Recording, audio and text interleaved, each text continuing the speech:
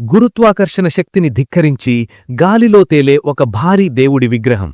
European నావికులను భయపెట్టి ఓడలను ముంచేసిన ఒక మర్మమైన అయస్కాంతం. బ్రిటిష్ వాళ్లు భయపడి 120 ఏళ్లుగా ఇసుకతో పూడ్చివేసిన ఒక గర్భగుడి. ఇవి కట్టుకథలు కావు. కేవలం 800 ఏళ్ల క్రితం మన భారతదేశంలో నిర్మించిన ఒక అద్భుతమైన కట్టడం వెనక దాగి ఉన్న భయంకరమైన నిజాలు. ఈరోజు మనం చూస్తున్న కోణార్క్ సూర్యదేవాలయం అసలు గుడి కాదు. అవును, మీరు విన్నది నిజమే. అసలు గుడి ఏమైందో తెలిస్తే మీరు షాక్ అవుతారు. ఆ గుడి లోపల ఉన్న ఆ మహాద్భుతమైన సూర్యభగవానుడి విగ్రహం ఎక్కడికి మాయమైంది? అసలు బ్రిటిష్ ప్రభుత్వం ఆ గుడి ప్రధాన ద్వారాలను ఎప్పటికీ తెరవకుండా ఎందుకు మూసేసింది? ఈ ప్రశ్నలకు సమాధానాలు వెతికే కొద్దీ బయటపడే నిజాలు మిమ్మల్ని నిద్రపోనివ్వవు. ముఖ్యంగా ఆ గుడిలోని రాతి చక్రాల వెనుక ఉన్న ఆ రహస్యం మోడ్రన్ సైన్స్ని కూడా ఎలా వణికిస్తుందో ఈ వీడియో చివర్లో మీకు అర్థమవుతుంది. చూస్తూ ఉండండి. Fact number 1. గాలిలో తేలే విగ్రహం. మీరు ఎప్పుడైనా గాలిలో ఎలాంటి ఆధారం లేకుండా వేలాడే శిల్పాన్ని చూశారా? కోణార్క్ ప్రధాన గర్భగుడిలో సూర్యభగవానుడి విగ్రహం గాలిలో తేలుతూ ఉండేదట. ఎలా? గుడి పైభాగంలో మరియు కింది భాగంలో అమర్చిన భారీ అయస్కాంతాల మధ్య ఉన్న మ్యాగ్నెటిక్ ఫీల్డ్ వల్ల ఆ విగ్రహం అలా గాలిలో నిలబడేది. ఊహించుకోండి, 800 ఏళ్ల క్రితం ఎలాంటి టెక్నాలజీ లేకుండానే ఇంతటి ఇంజనీరింగ్ అద్భుతాన్ని ఎలా సృష్టించారు? ఆ ప్రశ్నకు సమాధానమే ఫ్యాక్ట్ నంబర్ 2. ఆ రాక్షస అయస్కాంతమే ఈ గుడిపాలిట శాపంగా మారింది. బంగాళాఖాతం సముద్రం మీదుగా ప్రయాణించే పోర్చుగీసు ఓడలు ఈ గుడికున్న అయస్కాంత శక్తికి ఆకర్షించబడి దారి తప్పి ఒడ్డుకు గుద్దుకుని మునిగిపోయేవి. తమ ఓడలను కాపాడుకోవడానికి ఆ నావికులు ఏం చేశారో తెలుసా? గుడి పైకప్పును పగలగొట్టి ఆ భారీ అయస్కాంతాన్ని ఎత్తుకుపోయారు. కాని అక్కడే ఒక ఘోరం జరిగింది. ఆ అయస్కాంతం కేవలం విగ్రహాన్ని గాలిలో ఉంచడానికే కాదు, ఆ గుడి మొత్తం గోడలను రాళ్లను బ్యాలెన్స్ చేయడానికి వాడిన ఒక కీస్టోన్. అది తీసేయగానే 227 అడుగుల ఆ భారీ ప్రధాన గోపురం పేకమేడలా కుప్పకూలిపోయింది. ఈరోజు మనం చూస్తున్నది కేవలం ముఖమండపం మాత్రమే. Fact number 3. ఇసుకతో పూడ్చివేసిన గర్భగుడి. 1903లో అప్పటి British viceroy lord Curzon Konark గుడి లోపలికి ఎవరూ వెళ్లకుండా అన్ని ద్వారాలను మూసేసి లోపల మొత్తం ఇసుకతో నింపేశాడు. ఎందుకు? గుడి కూలిపోకుండా కాపాడడానికా, లేక లోపల ఏదైనా దాచిపెట్టారా? 120 ఏళ్లు గడుస్తున్నా ఆ తలుపులు ఇంకా ఎందుకు తీయడం లేదు? లోపల ఉన్న రహస్యమేంటి? ఒకవేళ ఆ తలుపులు తెరిస్తే ప్రపంచానికి ఏ నిజం తెలుస్తుందని వాళ్లు భయపడ్డారు? దీని వెనుక ఉన్న మిస్టరీ ఇంకా ఎవరికీ అంతుచిక్కలేదు. Fact number 4. రక్తంతో తడిసిన చరిత్ర. 12,000 మంది శిల్పులు 12 ఏళ్లు కష్టపడినా ఈ గుడి పైకప్పును పూర్తి చేయలేకపోయారు. రేపటికల్లా పూర్తి కాకపోతే 12,000 మంది తలలు నరికేస్తానని రాజు ఆజ్ఞాపించాడు. అప్పుడు ధర్మపదుడు అనే 12 ఏళ్ల బాలుడు ఆ పైకప్పును విజయవంతంగా పూర్తి చేశాడు. కాని ఒక చిన్న పిల్లాడు చేసిన పనివల్ల తమ పరువు పోతుందని ఆ శిల్పులు భయపడ్డారు. వాళ్ల ప్రాణాలను పరువునో కాపాడటానికి ఆ 12 ఏళ్ల పిల్లాడు ఆ గుడి పైనుంచి దూకి ప్రాణత్యాగం చేశాడు. ఆ రక్తం చిందిన చోట సూర్యభగవానుడు పూజలు అందుకోవడానికి ఇష్టపడలేదని, అందుకే ఈ గుడిలో ఏనాడూ పూజలు జరగలేదని అంటారు. Fact number 5. రాతితో చేసిన సూపర్ కంప్యూటర్. మన దగ్గరిప్పుడు స్మార్ట్ వాచీలున్నాయి, కానీ 8వ శతాబ్దంలో వాడిన ఆనాటి వాచ్ చూస్తే మీ మైండ్ బ్లాక్ అవుతుంది. కోణార్క్ గుడికి ఉన్న 24 చక్రాలు కేవలం అలంకారం కాదు, అవి ఖచ్చితమైన సన్ డయల్స్. ఆ చక్రం మీద పడే నీడను బట్టి గంటలు నిమిషాలే కాదు, ఏకంగా సెకండ్లతో సహా సమయాన్ని ఖచ్చితంగా చెప్పచ్చు. రాత్రిపూట సూర్యుడుండడు కదా, అప్పుడెలా?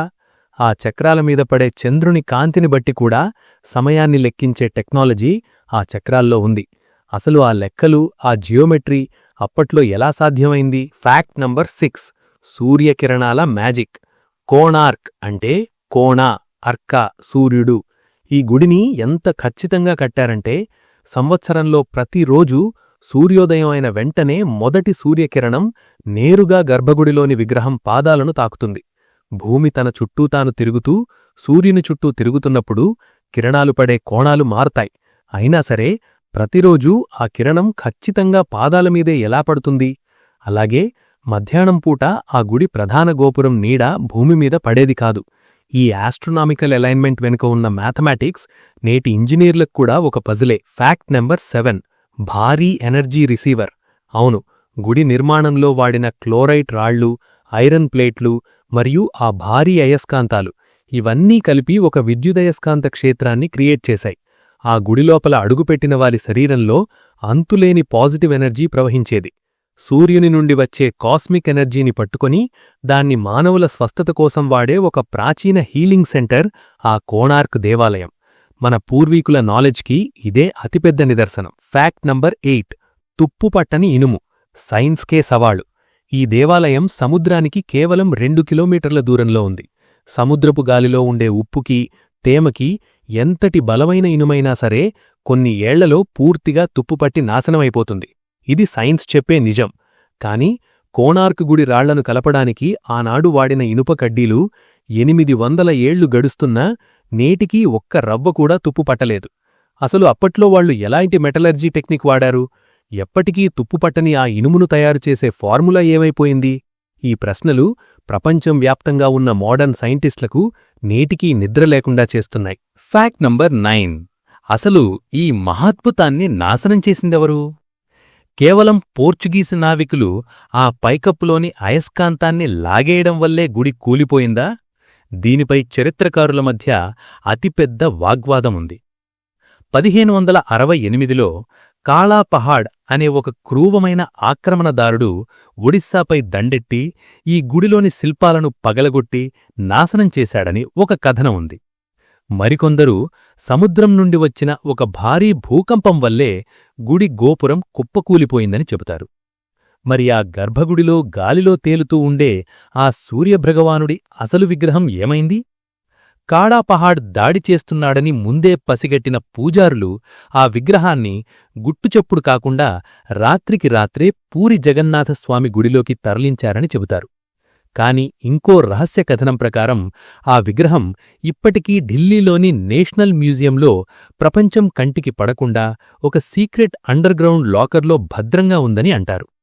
అందులో నిజమెంతో ఎవరికీ తెలియదు. కాని ఒకప్పుడు ఉదయం సూర్యుని తొలి కిరణం నేరుగా ఆ విగ్రహం పాదాలను, మధ్యాహ్నం కిరణం ఛాతీని, సాయంత్రం కిరణం విగ్రహం కిరీటాన్ని తాకేలా ఈ గుడిని డిజైన్ చేశారు. భూమి తన చుట్టూ తాను తిరుగుతూ సూర్యుని చుట్టూ తిరిగే యాంగిల్స్ని అంత పర్ఫెక్ట్గా ఆ కాలంలో ఎలా లెక్కకట్టారో తలుచుకుంటేనే ఈ రోజుకి రోమాలు నెక్కబొడుచుకుంటాయి. ఈ వీడియో చూశాక మీకేమనిపిస్తోంది? మన ప్రాచీన విజ్ఞానాన్ని మనం కోల్పోయామా, లేక కావాలనే మన నుండి దాచేశారా? మీ అభిప్రాయాన్ని కామెంట్ చేయండి. మన కనుమరుగైన చరిత్రను వెలికితీసే ఈ ప్రయాణంలో తోడుగా ఉండడానికి మన ఛానల్ని సబ్స్క్రైబ్ చేసుకోండి. చరిత్ర ఎప్పుడూ పుస్తకాల్లో ఉండదు. కూలిపోయిన ఆ రాళ్ల వెనక, మూతపడిన ఆ తలుపుల వెనక ఉంటుంది. ఆ తలుపులు తెరుచుకునే వరకు మన అన్వేషణ కొనసాగుతూనే ఉంటుంది.